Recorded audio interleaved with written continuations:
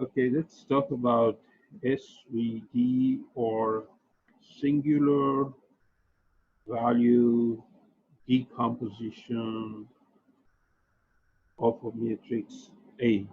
Let's suppose we have a matrix A. SVD says that it's always possible to decompose it into a product of three smaller matrices. Okay, and we normally call them as U, sigma, and V transpose. Okay, and we say that U is an orthogonal matrix, and V is also an orthogonal matrix, and sigma is a diagonal matrix, and A is just any matrix, right? So it's possible to take any matrix whatsoever in the world and decompose it into these three components. Now, to start off with, I'll start with the vector notion. Suppose we have a vector V, okay? We know that it's always possible to decompose this vector into two orthogonal components which are perpendicular to each other. So we take V and decompose it into an X component and a Y component which are orthogonal to each other.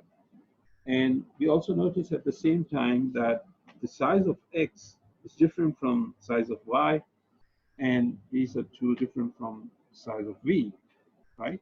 So when we decompose this vector V into its orthogonal components, we get vectors that are of different sizes. So there's some scaling happening here.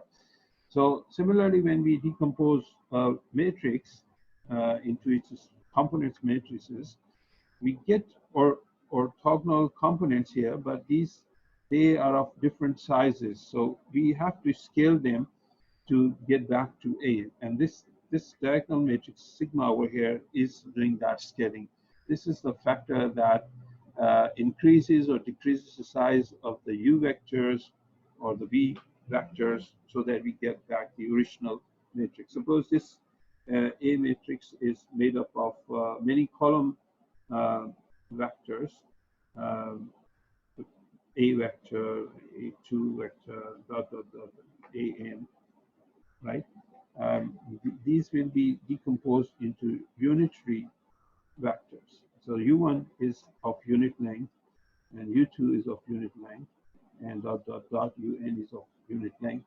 And similarly, we have V1 of unit length, V2 of unit length, dot, dot, dot, Vn of unit length. And the size of this matrix can be anything. It could be n by n matrix, right? It could be a square matrix also if it is n by n matrix.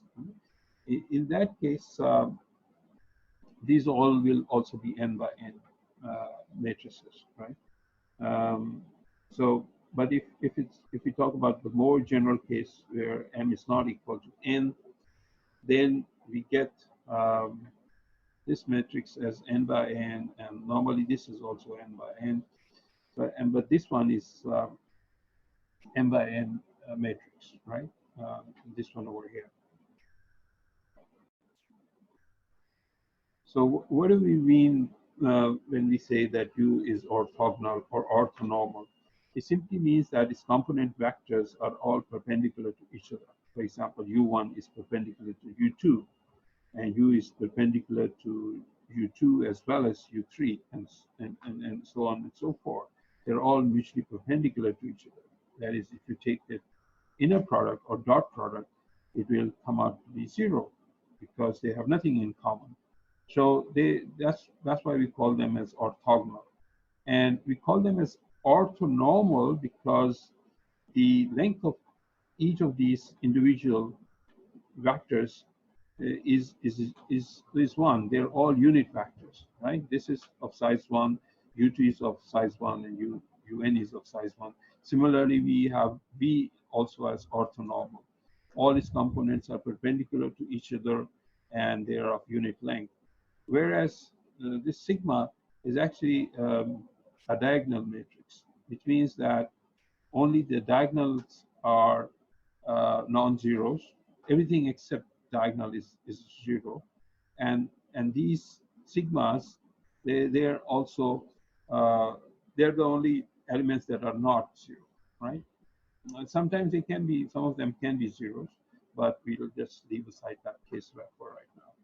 So let's look at how do we go about decomposing this matrix into these three small matrices, and what actually we are doing when we are decomposing it. What is meant by decomposing a matrix into its components. So we'll start by looking at an example.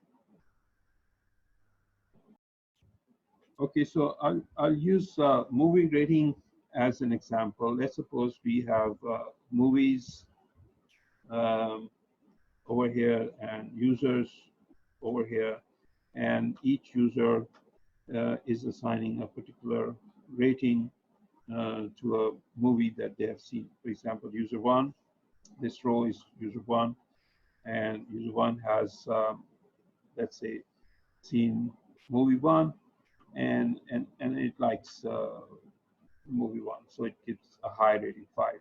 5 is the maximum. And this user has also seen movie number 3, but doesn't like it, so it gives a rating of 1. So user 1 gives a rating of 1 to movie 3.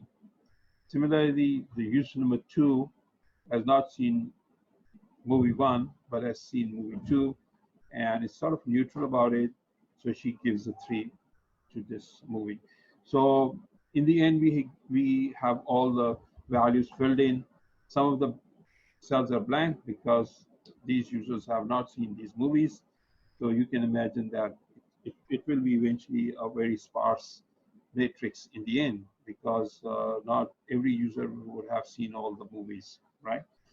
So let's let's try to decompose this matrix into smaller matrices.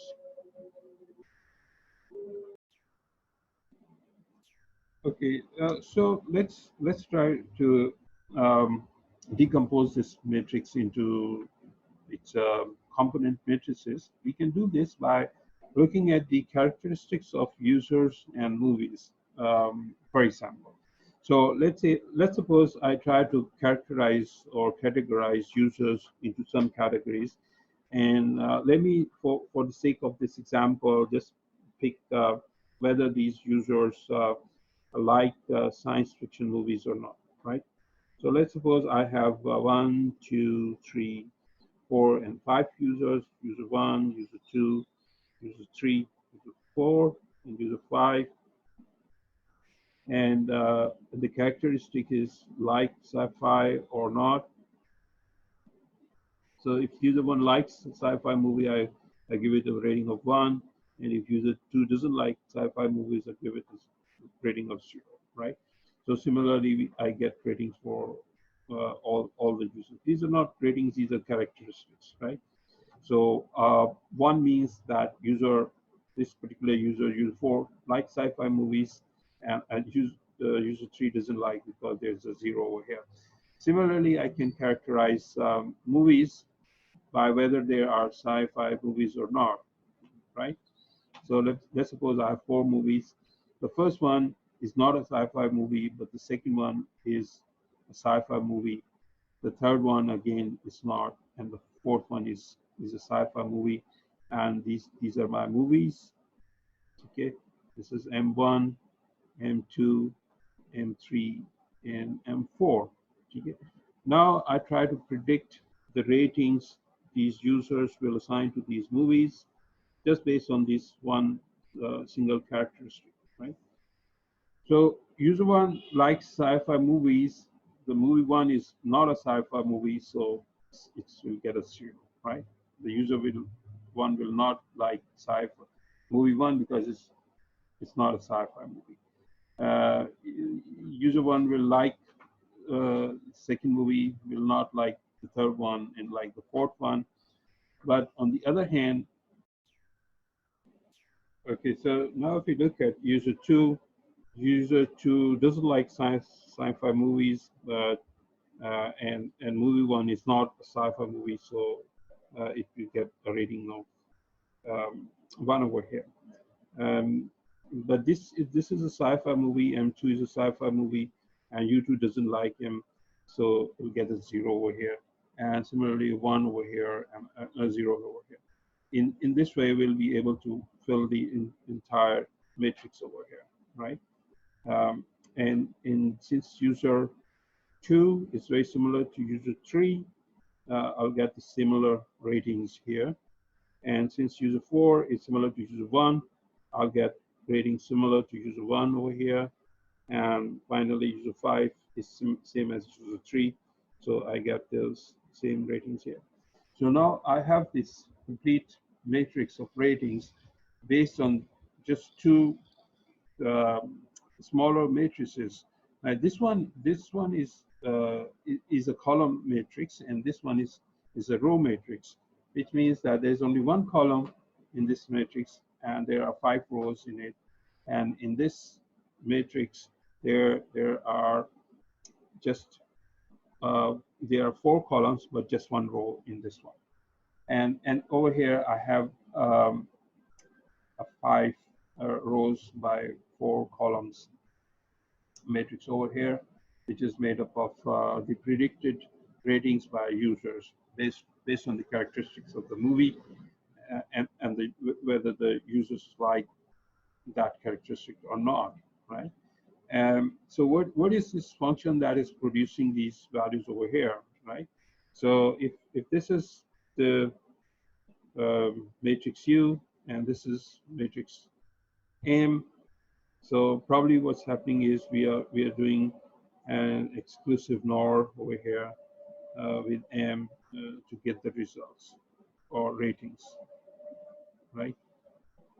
Now let's go on to another example where instead of one characteristic, we have 2 characteristics at the same time. Okay, so let's suppose that the 2 characteristics are whether the users, how much these users, I've got, let's say 5 or 6 users, got user 1, user 2, user 3, user 4, user 5, and user 6. And the first column is whether they like funny movies or not, right? And the second one is whether they like science fiction movies or not, right? Suppose user 1 likes funny movies a lot, but it's just medium about sci-fi movies, whereas user 2 doesn't like funny movies, but is very fond of sci-fi movies, right? And similarly, we have other ratings which just show how much they like a particular type of movie, right? So, and similarly, we can rate movies on the same 2 characteristics, right? Suppose we again have 4 movies over here, and the first row is whether the movie is funny or not, and the second row is whether it belongs to the sci-fi genre or not. And this one is not very funny, just neutral, but it's very sci-fi. Like it falls into that genre very much, right? Similarly, I have other ratings for other movies, and this one is very funny, right? Now, is it possible to use these 2 matrices? Now, these matrices are of rank 2, which means they have two rows which are independent of each other, and there are 4 columns. There might be actually the rank might be 4 over here because we might have 4 independent columns over here. And similarly, we have a matrix over here that has 2 columns and 6 rows. So is it possible to get this value in this cell for movie 1 and user 1, right? So obviously it's possible. I can just simply multiply these 2 together. So I'll get 3 into 5 and plus again 3 into 5. right? And when I calculate this, I'll get the ranking for movie 1. Similarly, what about ranking of movie 2 by user 1? So in this case, I'll multiply 5 by 1 and add it to the product of 3 and 4. And this will give me the rating for movie 2 by user 1. And so on and so forth. So I can fill in this entire matrix this way, right? I multiply funny part with the funny part of the users, with the funny part of movies, and sci-fi characteristics by the sci-fi characteristics of movies. So what I'm doing over here is I have extracted 2 features of these movies, right? And I have somehow projected users onto those 2 features, and I've also projected these movies onto the same 2 features, right? So I'm reducing the dimensionality to 2 over here, right? In some way.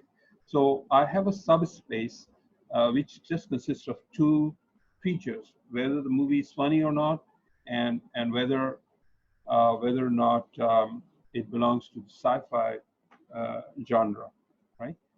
And, and I map all the users onto these 2 features, and I map all the movies onto those 2 features, and then I just multiply them together to get the predicted ratings. Now, whether this algorithm is different from this algorithm. Over here, we were using exclusive NOR. Over here, we are using just the inner product or the matrix multiplication of these 2, right? So how do, if I just have these numbers to start with, rather than computing this, let's suppose I'm given actual data that user 1 liked movie 2, and this was the rating given by user 1 to movie 2, and so on and so forth.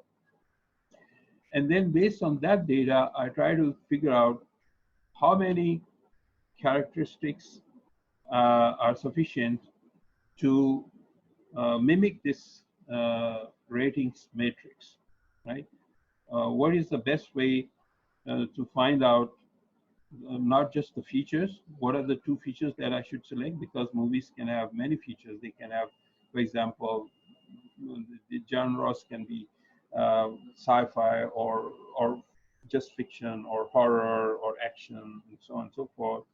And similarly, the ratings for each movie on that characteristic. For example, is this movie very funny or less funny, or how if it's a horror movie, let's suppose, whether it was really scary or not, right? So how do we get to this, right? So one way is to use the SVD, right? SVD starts off with this matrix A over here, right? And tries to give you 3 components, right? And these are orthogonal, which means suppose these are users and these are movies, right? So each user will be mapped onto the dimensions, which somehow gives us the best. When we multiply them together, we get best approximation to this original matrix, right? So how is that possible? That's very interesting. It's we can prove it mathematically that if we follow the procedure that is dictated by SVD algorithm, we come up with features that are the optimal features that can be extracted from this matrix, which will give us the best predictions, right? And these sigmas actually tell us which feature is the best predictor, right? And since this is a diagonal matrix, there's also a characteristic of this matrix that all the sigmas should be ordered in descending sequence, which means that sigma 1 is greater than sigma 2, which is greater than sigma 3, and so on and so forth. And finally, the last sigma, which is greater than 0, right? So they're always sorted according to their value. So sigma 1 is the highest sigma over here. So what is this sigma showing us? Which characteristics of the movies or the users? The algorithm is not bothered about the interpretation of that, right?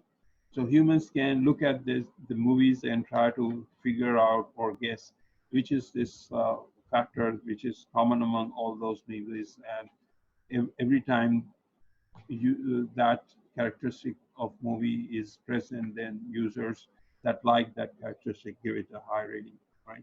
So we can do that interpretation by ourselves. For example, this could be something else. We can apply this SVD technique to, let's say, ratings of books, or maybe even just trying to see which medicine will work best for the symptoms that we have. So we might have a list of symptoms on one hand and a list of, let's say, drugs on the other hand, or the procedures on the other hand, and then we do SVD to find out which characteristics is the most important one. So SVD itself doesn't know what is meant by these sigmas. It just tells you that this captures the most variation in this matrix over here, right? So all the information that is contained in this matrix A can be shown to be a product of some features that are orthogonal to each other. It means that we are actually generating a new space over here, right? We are all familiar with the three-dimensional space X, Y, and Z, and these three sides are orthogonal to each other. Like X is perpendicular to Y, and both of them are perpendicular to Z. But when we have n dimensions, they're all orthogonal to each other. They're all perpendicular. We cannot visualize them graphically or geometrically, but mathematically we can do that. We can extend this 3 dimensions to 4, 5, or n dimensions, and we can use the same formulas that we use for 3 dimensions for n dimensions, right? So these n dimensions are basically n features that are hidden in this matrix A over here, right? And this scaling tells us which of these features is the most important. Which of these features actually tells us where the information lies in this matrix, original matrix A. So I'll give you some more examples to make you understand how this SDV works. And then we'll also look at the mechanical steps that are needed to convert this matrix into these 3 products. How to calculate U, for example, how to calculate sigma, and how to calculate V. So these are actually eigenvectors. These are normally called as left eigenvectors of A, and these are called as right eigenvectors of A, and these are called as the singular values of matrix A, right? So if this is a square matrix, then these becomes the eigenvalues. These sigmas becomes the eigenvalues. But when we have a rectangular matrix, these are not eigenvalues. These are singular values, which are just actually square of eigenvalues. So if you take an eigenvalue and square it, you get the singular